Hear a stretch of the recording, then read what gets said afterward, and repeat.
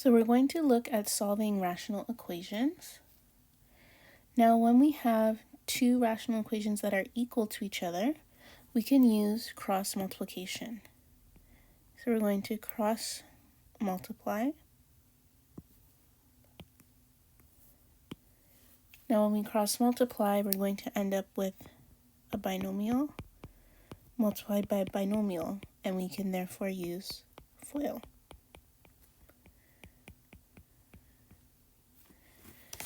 So on the left side, we would have x squared plus 3x plus 2x plus 6.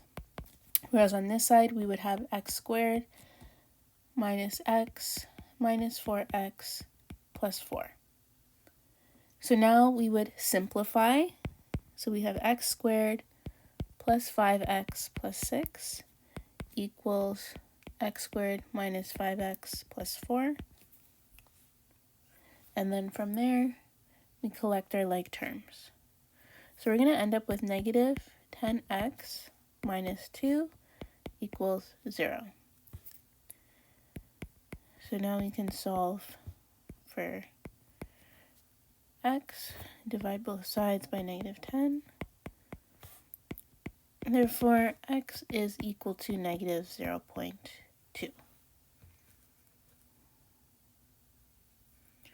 Now, before we start the next question,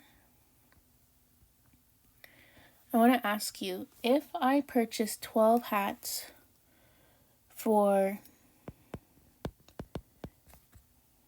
say, $144, how much would each hat cost? What would we have to do? We would divide 144 by 12, and we get $12 per hat. So just keep that in mind for this following question. Now, Ryan bought a case of concert t-shirts for $450, and then he sells most of the shirts, keeps 2 for herself. So the rest were sold for $560. She made a profit of $10 on each shirt. I want to know how many shirts were in the case. So take a moment to read that over one more time.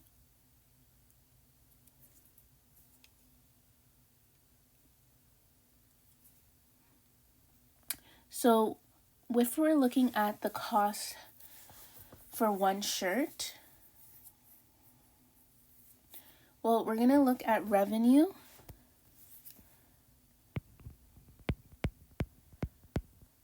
minus the cost, and that gives us the profit. Now, we're trying to figure out how many t-shirts were in the case. So when we're talking about revenue minus cost for the profit, let's keep in mind that we're thinking about one shirt right now.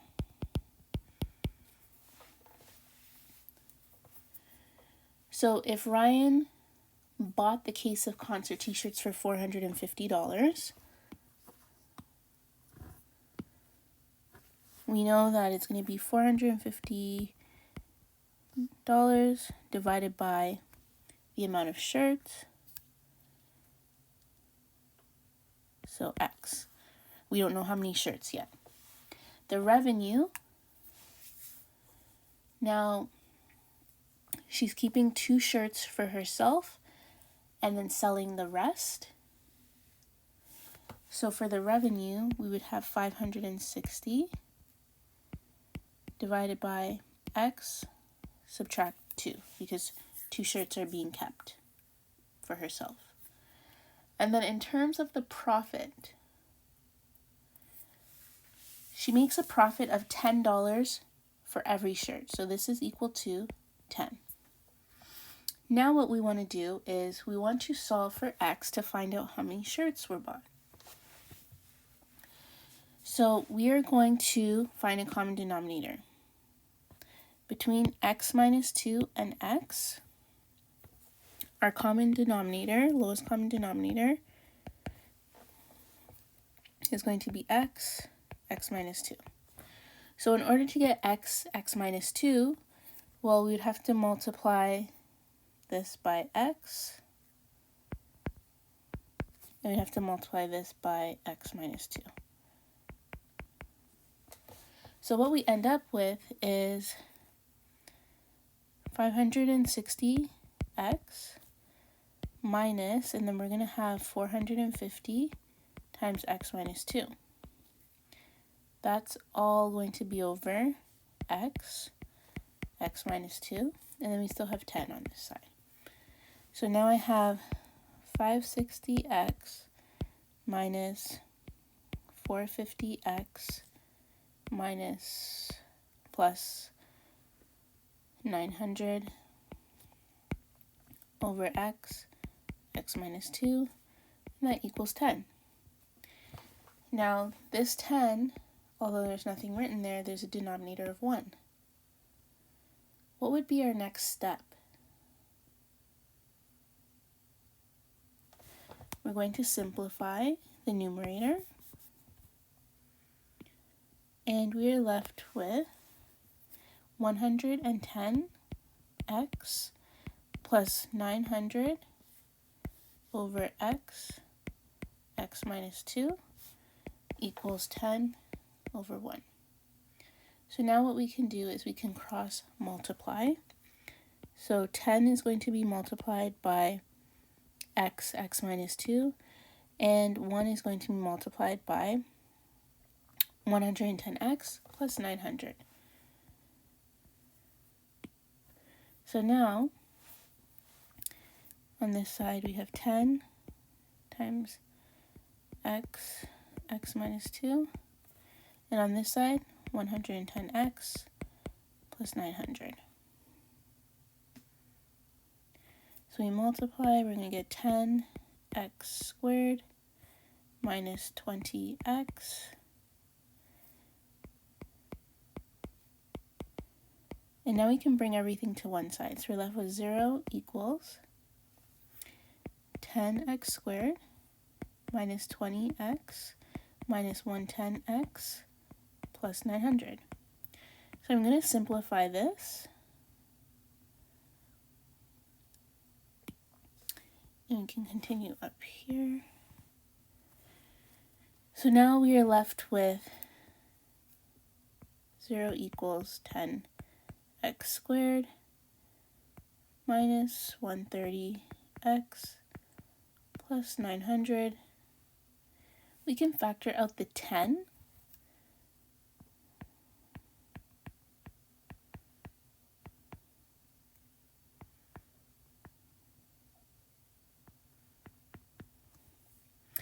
And then we are going to factor this trinomial. So take a moment to factor. You can pause the video. And you should end up with 10x plus 5, x minus 18. Now, that would mean that x equals negative 5. That's not possible because we cannot have a negative number of shirts. Or x equals 18. Which is possible. So therefore, she bought 18 t-shirts. So once again, you're going to create an equation based on the information that's given. Once you create your equation, you are solving for x.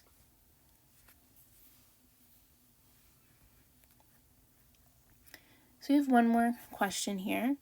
This question is based on the amount of work completed per minute. Okay, this is a very popular question. The amount of work completed per minute.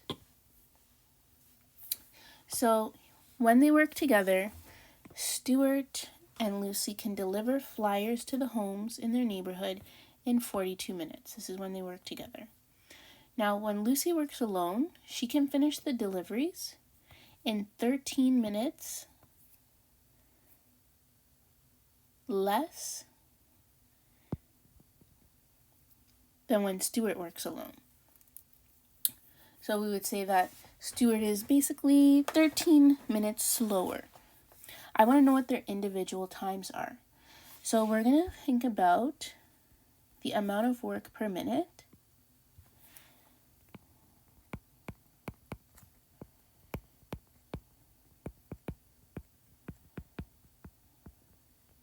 Okay. So when we're thinking about the amount of work per minute, if I take 10 minutes to cut my lawn, to find out how much of the lawn is cut after 1 minute, that would be 1 out of 10. Okay, so when we want to find out how much work is done after 1 minute, well, we know that in total it takes them 42 minutes. So the amount of work that's done after 1 minute would be 1 out of 42. Lucy completes her route 13 minutes faster than Stuart. So the amount of work per minute divided by her total time, which we know is going to be 13 minutes less than Stuart, so we can use x minus 13. We're using x because we don't know the time, however, we know that the time is 13 minutes faster. And then for Stuart, well, we know Stuart is slower than Lucy, and Lucy is 13 minutes faster than Stuart, so therefore Stuart is 1 over x. This is Lucy, and this is Stuart. This is the total amount of work done in 1 minute. So we have our equation here. We need to find x because x represents Stuart's time. And once we find x, we can subtract 13 and we would find Lucy's time. So when we're solving this equation, on the left side, we need to come up with a lowest common denominator. Our lowest common denominator is x times x minus 13, which means this side I would have to multiply by x minus 13, and this side I would have to multiply by x. So we're going to have x, and then plus x minus 13 over x minus 13, and that equals 1 over 42.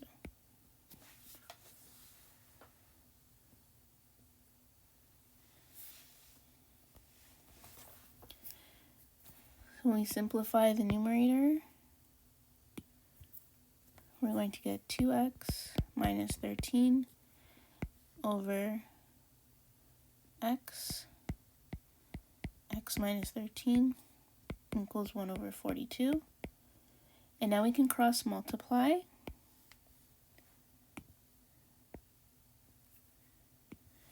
When we cross multiply, we're going to have 42 times 2x, so 84x, and 42 times negative 13, which gives us 546.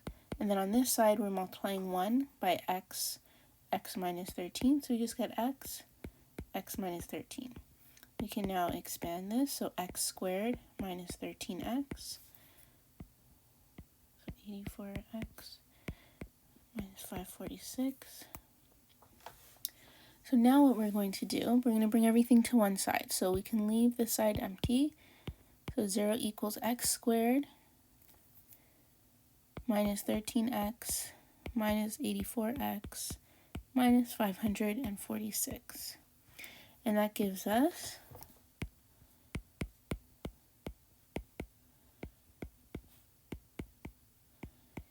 now you can use whatever method is best for you. I'm going to use the quadratic formula. So my a value is 1, my b value is negative 97, and my c value is 546. So x equals 97 plus or minus 97 squared minus 4, 1, 546, all divided by 2. So take a moment to solve.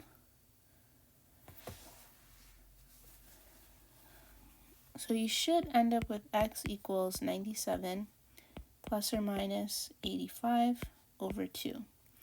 So our first x value is going to give us 91. Our second x value is going to give us 6. So which one is it? So we know Stuart is x. And we know Lucy is x minus 13. Now, which one of these would not be possible? Well, this one, because if 6 is x and Lucy's time is x minus 13, we're going to get a negative number. That's not possible. So this one's not possible. So Stuart's time is 91 minutes. And if Lucy is 13 minutes faster than Stuart, Lucy's time is 91 minus 13, so 78 minutes.